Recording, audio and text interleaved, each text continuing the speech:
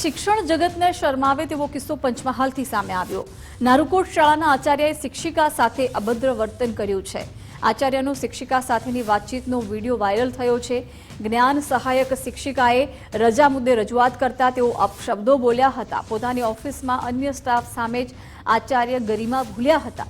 આચાર્ય શાળામાં વ્યસન કરીને આવતા હોવાનો પણ આરોપ છે। ગ્રામજનોએ આચાર્ય રમણ પટેલની બદલી કરવાની ઉગ્ર માંગ કરી છે। બદલી નહીં કરાય તો શાળાને તાળાબંધીની ચીમકી ઉચ્ચારી છે। જિલ્લા પ્રાથમિક શિક્ષણ અધિકારીએ નોટિસ પાઠવી ખુલાસો માંગ્યો છે। આચાર્ય પાસે ખુલાસા ઉપરાંત ટીમની રચના કરી તપાસ શરૂ કરાઈ છે। આચાર્ય રજા ઉપર જતા રહેતા ડીપીઈઓએ નોટિસ આપી। તારું કામ કોણે કર્યું? આને કર્યું ને?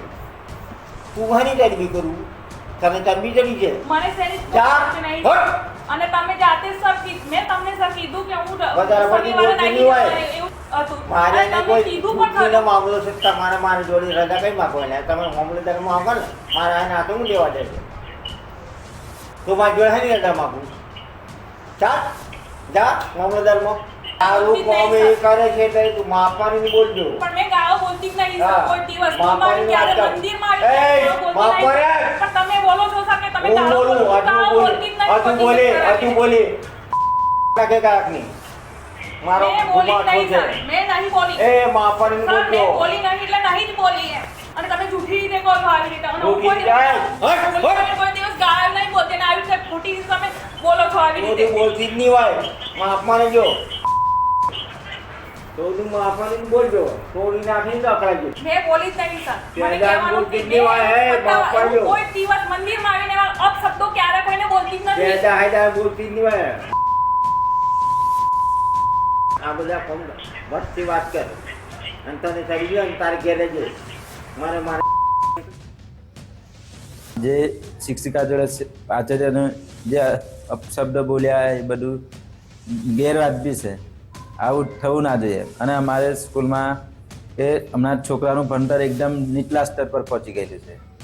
કંઈ બીજી સ્કૂલોમાં જાય છે તો એમને કંઈ આવડતું નહીં, કંઈ પરીક્ષા લે એટલે લોકો એમને માર્ક નહીં આવતા। શાળામાં આચાર્ય ડ્રિંકિંગ કરીને આવે છે એટલે એમને અમારે અહીંયા નહીં જોતા।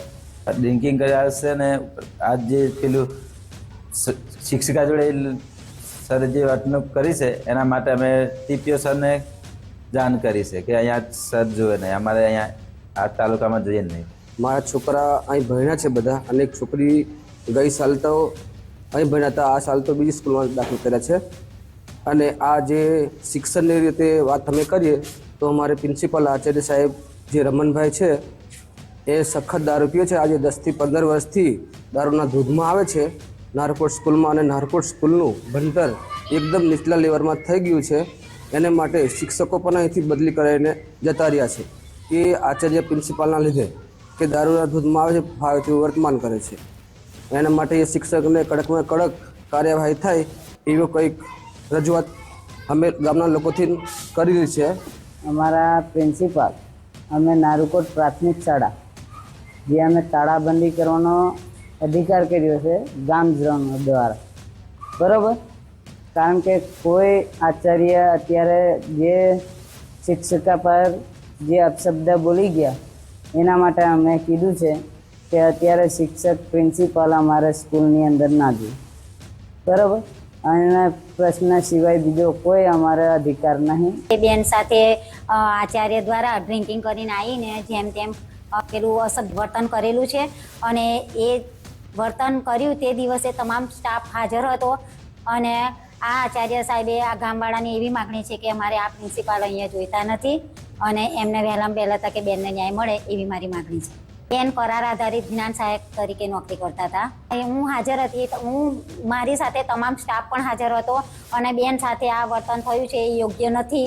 નારુકોટ પ્રાથમિક શાળાની અંદર ઇન્ચાર્જ આચાર્યશ્રીની ગેરવર્તણૂકને ધ્યાને લેતા જિલ્લા કક્ષાએથી તપાસ કમિટીની નિમણૂક કરી અને તપાસ સોંપેલી છે। તપાસ કમિટી રિપોર્ટ આવશે એટલે એમની સામે નિયમ પ્રમાણે શિક્ષાત્મક કાર્યવાહી કરવામાં આવશે। હાલ એ શિક્ષક ગેરહાજર છે, અનધિકૃત રીતે ગેરહાજર છે, તે બદલ પણ એમને નોટિસ પાઠવેલી છે। એટલે આ બાબતે તાત્કાલિક ધોરણે કડક કાર્યવાહી હાથ ધરવામાં આવશે।